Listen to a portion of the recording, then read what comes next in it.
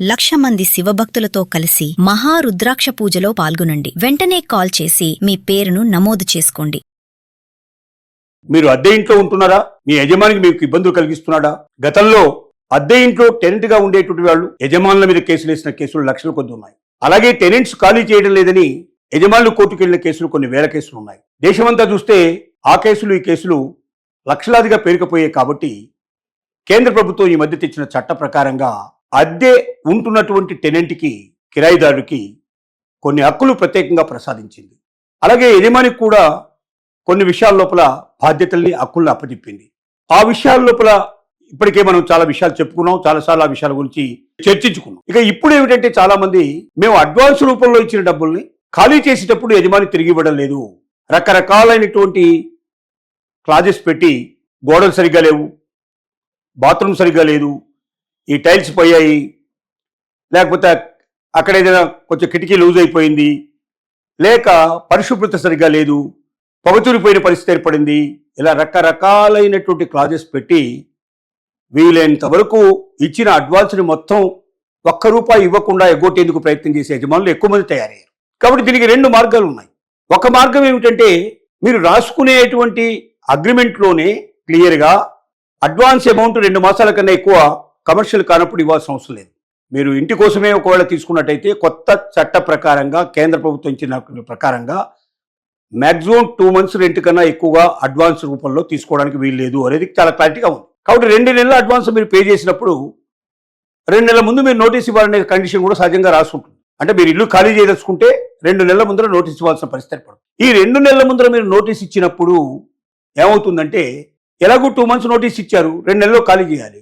కాబట్టి మీ advance 2 months amount ఉంది. కాబట్టి ఆ 2 నెలలు మీరు డబ్బు పేలించకుండా 2 మంత్స్ పూర్తయిన తర్వాత కరెంటు బిల్లు కానీ అట్లాంటి పెండింగ్లో ఉంటే వాటిని మీరు క్లీన్ చేసి ఒకసారి ఇల్లు క్లీన్ చేయించేసి మీరు బయటకు వెళ్ళిపోతే ఇబ్బంది లేకుండా ఉండే అవకాశం ఉంటుంది. ఇది ఒక రకంగా సేఫ్టీ వ్యవహారం. కాదు మంత్లీ రెంట్ కంపల్సరీ ఇవ్వాలనే కండిషన్లో రాసుకుని ఉంటే అప్పుడు ఈ చెప్పేటువంటి విషయాలు మీకు చాలాగా ఉపయోగపడే అవకాశాలు ఉన్నాయి.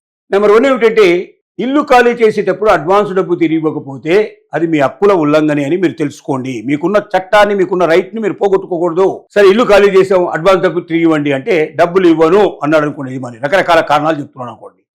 అప్పుడు మీరు ఏం చేయాలంటే అగ్రిమెంట్లో చాలా క్లారిటీగా రాయాలి.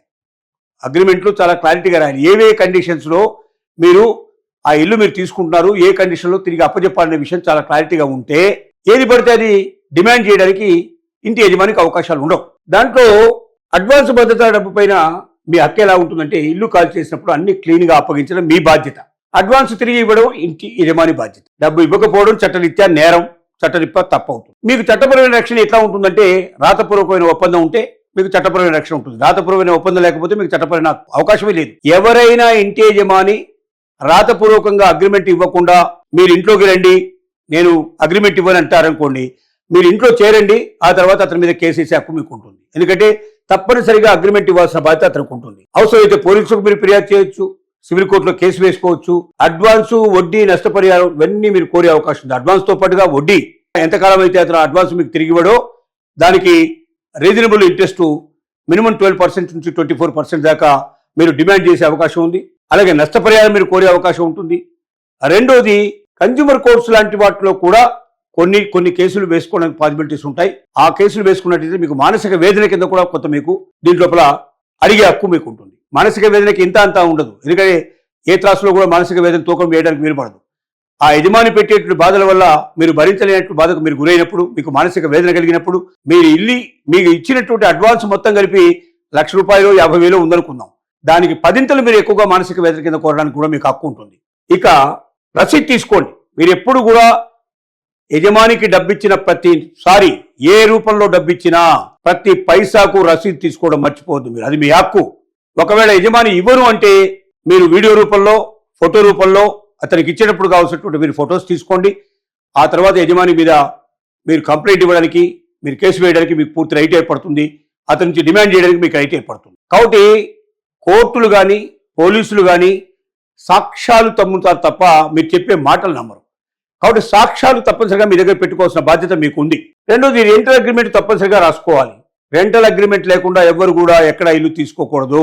అది కమర్షియల్ ప్రాపర్టీ అయినా లేక మీరు రెసిడెన్షియల్ ప్రాపర్టీ అయినా ఖచ్చితంగా అద్దెకు తీసుకునేటప్పుడు రెంటల్ అగ్రిమెంట్ అనేది కంపల్సరీగా చేసుకోవాలన్నది కేంద్ర ప్రభుత్వం చట్టం చేసింది. ఎవరైనా రెంటల్ అగ్రిమెంట్ లేకుండా ఇంట్లోకి వెళ్ళినట్టయితే అటు యజమానులు కొన్నిసార్లు బాధపడే అవకాశం ఉంది, ఇటు టెనెంట్స్ కూడా బాధపడే అవకాశం ఉంది. అంటే ఒకవేళ యజమాని దుర్మార్గుడైతే, చెడ్డవాడైతే మిమ్మల్ని హింసించి తలుచుకుంటే, బాధపెట్టదలుచుకుంటే మిమ్మల్ని ఎన్నో బాధలకు లోన్ చేసే అవకాశం ఉంది. మీ దగ్గర అగ్రిమెంట్ లేకుండా మీరు ఏ కోర్టుకు వెళ్ళడానికి వీల్లేదు, కోర్టులో మీరు చెప్పినా కూడా చెల్లుబాటు కాని పరిస్థితి ఏర్పడుతుంది. అలాగే టెనెంట్స్ కూడా యజమానులకి ఖాళీ చేయకుండా, రెంట్ కట్టకుండా అవసరమైతే ఎన్ని సంవత్సరాలని సతాయించే అవకాశాలు కూడా ఏర్పడతాయి. గతంలో ఇవన్నీ అయినాయి కాబట్టి ఇప్పుడు భారత ప్రభుత్వం ప్రత్యేకమైన చట్టం తీసుకొచ్చింది కాబట్టి తప్పనిసరిగా ప్రతి ఒక్క టెనెంట్ తను ఆ ఇంట్లోకి వెళ్లే ముందరే అగ్రిమెంట్ తీసుకోవడం చాలా అవసరం. ఇల్లు హ్యాండ్ ఓవర్ చేసినప్పుడు ఫోటోలు కానీ వీడియో కానీ తీసుకోండి.